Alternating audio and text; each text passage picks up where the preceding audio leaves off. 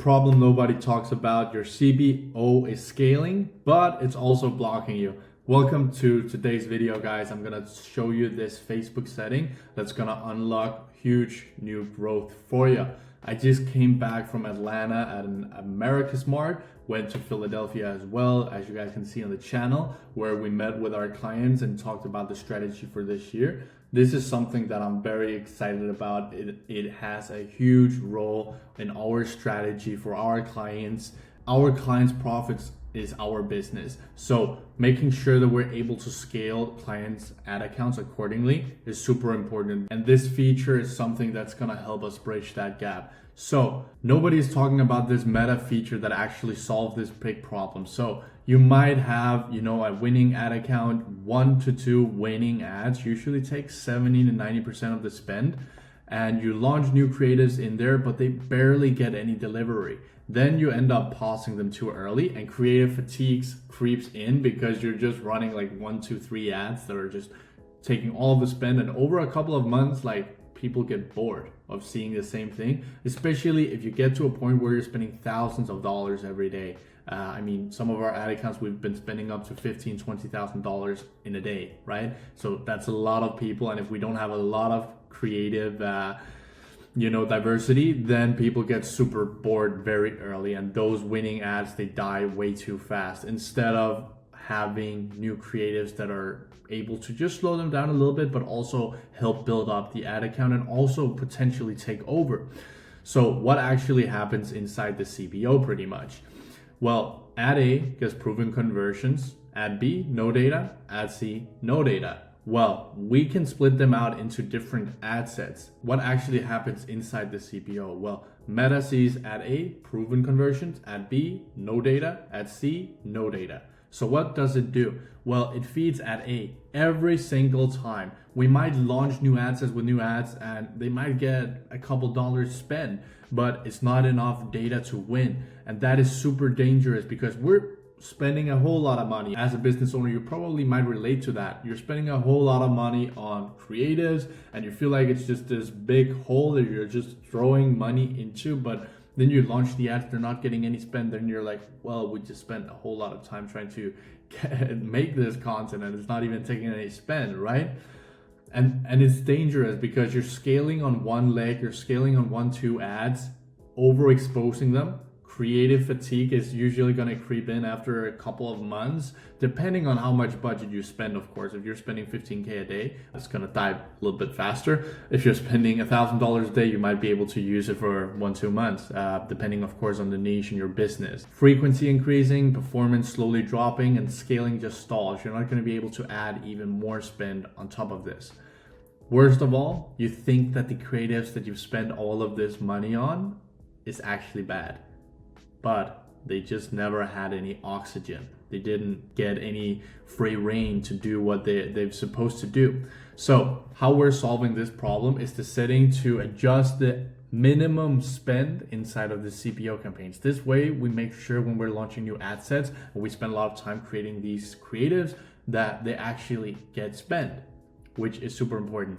So where do you find this? Well, I'll just bring you inside of our ads manager here real quick. So where do you find this? You go into edit, scroll down just a little bit here. Here you're able to see it, budget and schedule, ad set spending limits. So if we open this up, you can set a minimum or maximum spend limit for this ad set. We usually say minimum 3 to 5%, depending on how much spend that you actually have in there. That's gonna be just the right amount to actually get those ads just rolling and spending money so that they're able to get that learning in. And this forces Meta to just allocate a guaranteed portion of the daily spend. It's not forever, it's just long enough to actually learn.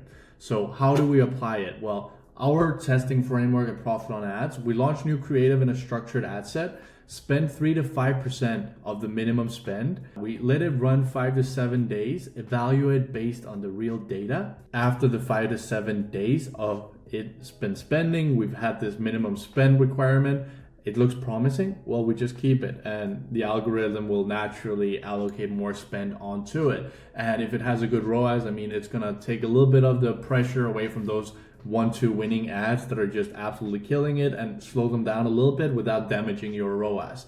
Well, if it's weak, we remove the minimum and it'll probably just die out because it won't be able to stand on its own 2 feet and generate that spend by itself. And if it dies, like it's not spending at all, we just pause it. Of course, we're monitoring these things very clearly. So we just accelerate the learning without subsidizing bad ads, which is really what we want, right? Why this is working? We get the forced real testing done. New creatives actually get meaningful impressions and we find out, is this a winning angle or not? Speeds up learning. We gather the signals much faster instead of trying to wait, oh, a week has gone by and it's been $50. Well, okay, we can't really make a decision off of $50, right? We reduce creative fatigue. Audiences sees rotation. They get new content, not repetition. And we prevent creative monopolies where one ad should not control 90% of the revenue, really. So when to use this? Well, I would say it's best for scaling accounts. Strong CPO structure. You can have the winning CPO ad sets inside of that campaign, and you can launch new ad sets in there. Just put the minimum spend on and they're gonna go on and have a life of their own. So we don't even need like a separate winning CPO campaign. We can do this all within one campaign, keep all of the data really tight and neat in there. So clear winning ads already running. We launch a new ad set, put a minimum spend. It'll take 3 to 5%. That's not something that's going to kill our winning ads.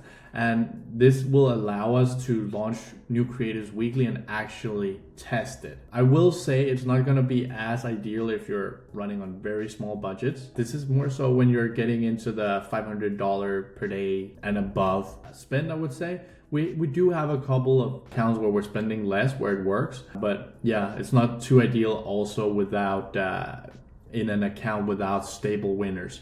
What this is not, it's not increasing budget, it's not duplicating campaigns, it's not killing your winners, it's not forcing bad ads to scale, it's controlled exploration. Now, I want to give you guys a real account example here. Before, one ad taking most of the spend, after more balanced distribution. So we'll highlight some of this meaningful spending that's going on. Let me show you here. We launched some ads the 10th of February here. And as you guys can see, these ads, they were launched the 10th of February. They didn't really spend that much the first day.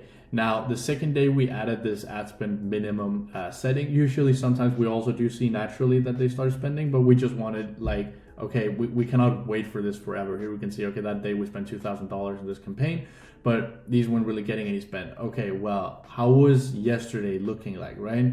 So here, yesterday, okay, we $60, $60, $100. Okay, well, this one didn't get any very good result, 0.38 for the first day. The second one actually got 3 purchases at a ROAS 3. The third one didn't. Now we're gonna let this run a couple of more days. We're gonna see how the data looks. This will actually allow us to make a really quality decision. Okay, these two, for example, does not perform very well. So let's remove the minimum spending requirement, see how it performs. 2 days after, we'll turn them off if they're not performing very well. And this one will just know, okay, this one is working, we'll just let it run and it's naturally gonna steal more of the spend. So it's gonna be a very simple setup, and this allows us to take some of the pressure away from the winning ad sets here that are spending the most and creating the most amount of purchases. And in another example here as well, again, last 30 days, here we can see, okay, currently we launched actually this ad set the 19th of January. We had 2 purchases at a very good ROAS, but it wasn't spending a lot of money.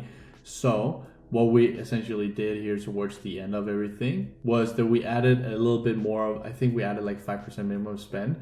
Now it has 4 purchases. It spent $53, which is super exciting. Yeah, we added 5% minimum spend just to make sure that it's spending. But if we're looking here, okay, it's actually the ad set that is spending the most amount of money now.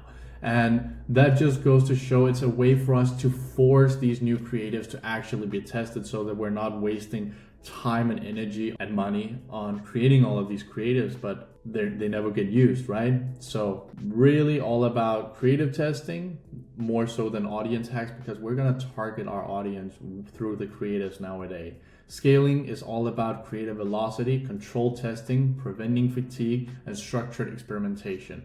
This setting really supports all of that. So guys, if you made it this far to the video and you enjoyed it, it made sense, I'd really appreciate if you leave a like, subscribe, and if you're scaling and relying on only one winning ad, you're kind of building on thin ice. Creative rotation is truly the oxygen that is going to make or break your ad account. And if you're more interested in how we're scaling accounts, guys, I recommend that you watch this video right here on how we took our client from $5,000 a month to a couple years later, $1.2 million a month. And if you're interested in having this same structure implemented into your account, go ahead and click the link in the description and book a call straight into my calendar, and we'll see if we can help you. Awesome. Have an amazing day.